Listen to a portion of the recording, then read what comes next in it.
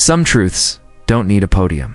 They need posture, a straight spine, a calm face, a man who knows what he stands for and doesn't flinch when questioned. But here's the trap. Most men bleed energy trying to explain themselves to people. We're never truly listening, not to understand, not to support, but to judge, to measure, to undermine. Let's get this straight. Your values aren't up for debate. Your boundaries aren't committee decisions, and your choices, they don't need permission slips. You weren't built to be universally accepted. You're built to walk in your own alignment, even if it makes people uncomfortable. Seneca said it best. It is not the man who has too little, but the man who craves more that is poor. The more you crave being understood, the further you drift from inner peace. That craving, that's weakness disguised as social grace. This isn't about arrogance. It's about sovereignty. Real men don't explain, they embody. So today we burn the need to justify. These are the 5 things you must stop explaining, starting now. Like this video, subscribe for more Stoic clarity, and drop your declaration below. I walk with clarity, without explanation. Let's begin. Number 1. Stop explaining your standards. There's something quietly tragic about a man who keeps explaining himself, especially when it comes to his standards. It always starts off small, maybe. It's with a partner who pushes a boundary, a friend who makes a joke that cuts too deep, or a colleague who crosses a line. And instead of holding firm, he justifies, he gives background, he pleads to be understood. But here's the truth. Every time you explain your standards, you're not gaining respect. You're giving someone permission to negotiate your principles. A man's standards are not up for debate. They are the architecture of his life. And the moment you start explaining them to people who've already proven they don't share them, you turn your code into a suggestion. That's not power. That's compromise. And compromise, when it comes to core values, is where erosion begins. I once watched a friend go through this spiral. He was a man of structure, discipline, and routine. But in a new relationship, he found himself softening the very edges that made him strong. He stopped going to the gym as often. He skipped his morning solitude. He laughed off disrespect to keep the peace. And the more he tried to explain why he needed those things, the more he was treated like a man who could be molded. He wasn't seen, he was edited. Stoicism doesn't ask us to become rigid, but it does demand clarity. And that clarity means you stop apologizing for who you are. If you have standards, they exist to protect your peace, your progress, and your purpose. Marcus Aurelius wrote, "The happiness of your life depends upon the quality of your thoughts." Standards are how you preserve that quality. They filter who gets access, who gets close, and who earns the right to remain. The moment someone asks you to explain your standards, ask yourself this: are they trying to understand you or trying to bend you? Because the man who walks with clarity won't waste time bending for those who benefit from his confusion. He doesn't shout, he doesn't beg, he doesn't even need to justify. His life speaks for him. So, the next time someone asks, "Why are you like this?" don't offer them a story, offer them silence. Because the right people don't need an explanation. They need an example. And if someone can't meet your standard, let them fall away, not with drama, not with anger, just with the quiet final strength of a man who refuses to dilute his character to make others feel more comfortable. Now, let's talk about the next thing that never needs explaining: your priorities. Number 2, stop explaining your priorities. Did you know that the average person spends over 6 years of their life scrolling on a screen, not building, not bonding, just numbing? That's the cost of misplaced priorities. Time handed over to distractions disguised as connection. And when a man decides to reclaim his focus, to rise above the noise, we'll find that the first thing people question is not his discipline, but his devotion. They won't ask how he's doing. They'll ask why he's different, why he stopped showing up to every gathering, why he turned off notifications, why he seems distant when they gossip. And then comes the pressure? Explain yourself. But a Stoic man knows that explaining your priorities is the first step to having them dismantled. You don't need to defend why you get up before dawn, why you skip the drama. Why you protect your time like your sanity depends on it, because it does. The moment you start rationalizing your focus, you give others the power to poke holes in your path. And they will, because your clarity threatens their confusion. Your momentum exposes their stagnation. Epictetus warned, "If you want to improve, be content to be thought foolish and stupid." That is not an invitation to arrogance. It is a reminder that you are not here to be validated, you are here to become. And becoming requires making choices that others won't understand. You will be called distant, obsessive, but those are labels given by people who've never tasted discipline. A man's priorities reveal the architecture of his life. What you give your time to, you give your soul to. And if someone feels entitled to your hours, your energy, your bandwidth, they don't see you as a man, they see you as a resource. Stop explaining your schedule to people who spend theirs avoiding their own reflection. You don't need to account for why you're unavailable to chaos. You don't need to justify why you guard your mental space like a fortress. You're not arrogant, you're aligned. Stoicism doesn't demand you isolate yourself. It demands you master yourself. And mastery begins with ownership of time, of thought, of direction. You don't owe explanations for choosing peace over noise. You owe yourself the commitment to stay consistent when the world hands you every excuse not to. When a man starts living with intention, he threatens those who live on impulse. And that threat will show up in subtle ways. Questions that sound like concern. Suggestions wrapped in jokes, guilt disguised as love. But you must stand firm. You must remember, not everyone deserves a front row seat to your transformation. And the more you explain, the more you dilute the very thing they can't understand your purpose. So stop talking about it. Let your results speak. Let your boundaries speak. Let your eyes, steady and unmoved, say what 1,000 words never could. Now, let's move into the next thing a Stoic man refuses to explain: his silence. Number 3. Stop explaining your solitude. There is a silence that feels like absence, and then there is a silence that is presence intensified. But most people can't tell the difference.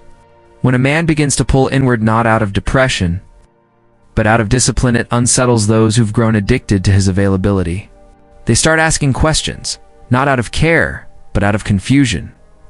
Why aren't you replying faster? Why didn't you come? Why are you so distant lately? What they don't understand is that solitude isn't avoidance. It's sharpening. It's the sacred ground where a man breaks his own illusions, studies his own mind, and reclaims his inner authority. A man who retreats into stillness is not cold. He is calculating not to manipulate, but to fortify. Because clarity never comes through chaos. It emerges through intentional withdrawal. And only those brave enough to be alone with their thoughts will understand its value. But here's the trap. When you start explaining that solitude, you weaken it. You open a door that was never meant to be shared. And the moment you invite people into that space, people who do not honor it, to lose the edge you went there to find. They'll try to fill it with noise, suggestions, guilt, worry masked as warmth. But a Stoic man doesn't explain why he chooses silence, simply walks deeper into it. Seneca wrote, "Retire into yourself as much as you can. Associate with those who will make a better man of you. Welcome those whom you can improve. You are not obligated to be reachable. You are not required to be understood. And you certainly do not owe apologies for choosing stillness over stimulation." Solitude exposes everything, especially in a man who dares to sit still. It shows him what hurts, what heals, and what no longer serves him. It builds a different kind of armor, one that isn't forged in noise but in reflection. But this kind of strength threatens those who can't face themselves, so they'll interpret your silence as rejection. They'll claim you've changed, that you're cold, that you've pulled away. Let them talk. Let them interpret. But don't let them interrupt. You don't explain meditation to someone who fears stillness. You don't explain vision to someone who only lives for validation. And you don't explain solitude to someone who needs a crowd to feel whole. A man committed to inner work doesn't shout about it. He shows it in how little he responds to foolishness, and how rarely he reacts, and how powerfully he returns, stronger, clearer, quieter. So let your solitude offend them. Let your distance provoke questions and answer none of them. Because the man who learns to walk alone eventually becomes the man no one can shake. And now, let's move to what's perhaps the most misunderstood and most resented of all. Why you must stop explaining your pain. Number 4. Stop explaining your pain. Pain doesn't always show on the outside. Sometimes it hides behind a nod, a routine, a steady voice. And when a man carries his pain like that quietly, without dramatics, people assume he's fine. But here's the trap. When he finally decides to open up, to explain that pain, to make himself visible again, he often chooses the wrong person. A man doesn't hand over his sword in the middle of battle, yet this is what explaining your pain can feel like: offering something sharp and sacred to someone who neither earned it nor understands what to do with it. And when that pain is misunderstood, or worse, minimized, that moment of vulnerability becomes another wound to carry. There was a man, call him Daniel, late 50s, blue-collar grit, a son who didn't call, a wife who left 5 winters ago, a business he built with his bare hands now barely paying for the roof above him. He didn't complain. Stoic at heart, Daniel showed up every day, held his tongue, and kept the machine running. But there was a moment one night after a long shift, over a beer with a supposed friend, he cracked. He shared what he hadn't shared with anyone in years: the loneliness, the fear, the weight of being a man who was always expected to hold it together. And you know what he got in return? A laugh, not the cruel kind, just the dismissive one, the kind that says, "Come on, man, everyone's got problems." And right then, Daniel realized he hadn't made a connection. He'd handed his sword to someone who didn't even believe in battle. And that night, he learned a Stoic lesson most men learn too late. Not everyone deserves access to your wounds. The world tells men to open up, to talk more, to share. But it rarely warns them of the cost of exposing unguarded pain to ears that haven't earned it. The wrong person won't comfort you. They'll categorize you. They'll take your story, add it to their assumptions, and weaponize it if the moment ever suits them. Stoicism does not mean suppressing pain. It means holding it until you've turned it into wisdom.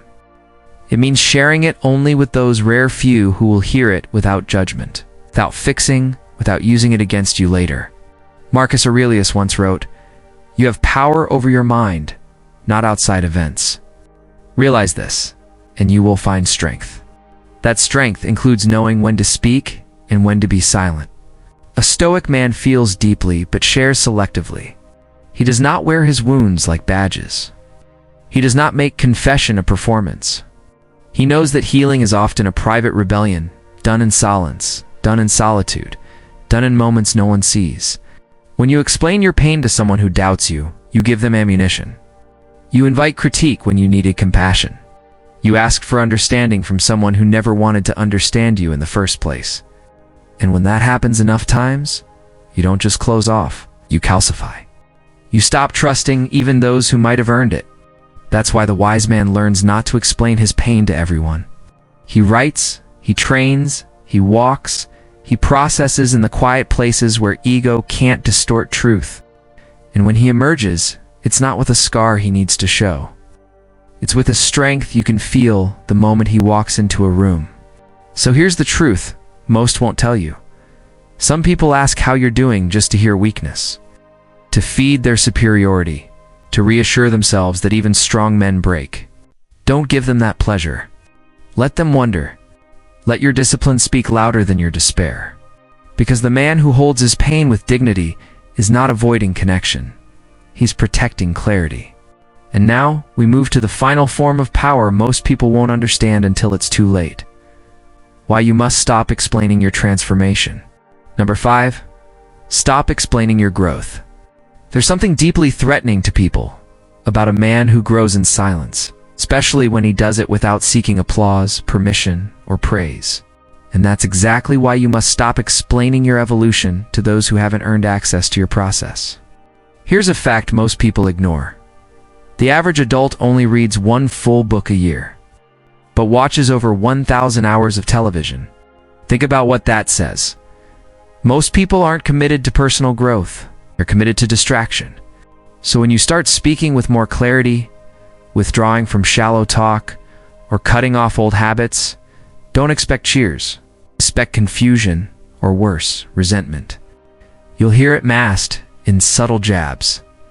You've changed. You think you're better now? Or why are you so distant?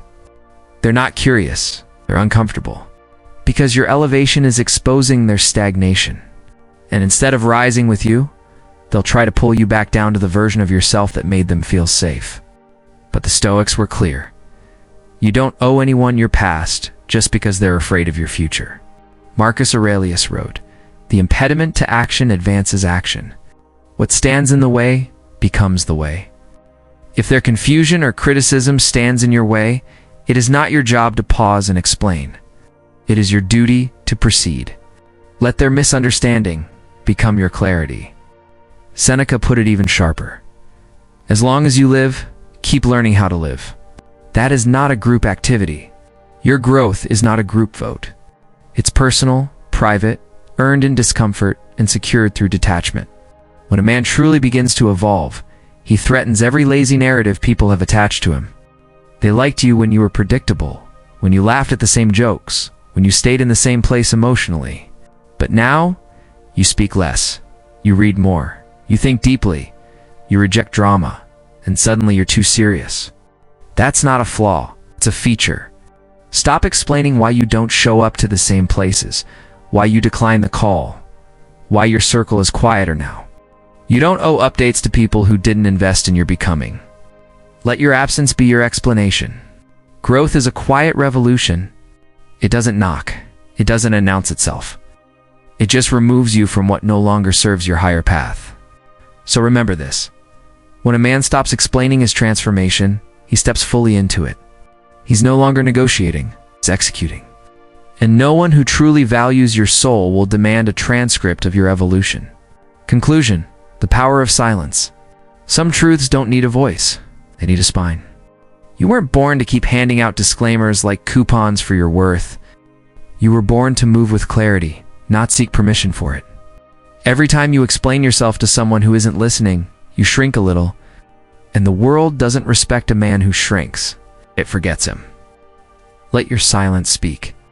Let your presence carry the weight your words used to.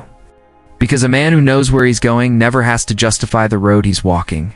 Marcus Aurelius said, "Waste no more time arguing what a good man should be. Be one." That's your directive. You don't need to argue. You don't need to explain. You just need to live in alignment and let the noise fall behind you. If this video hit a nerve good, that's clarity knocking on the parts of you that are still apologizing. Like this video, subscribe to the channel, and drop a comment below. I don't explain strength. I embody it. Because once you stop explaining yourself, something powerful happens. They stop expecting it and start respecting it.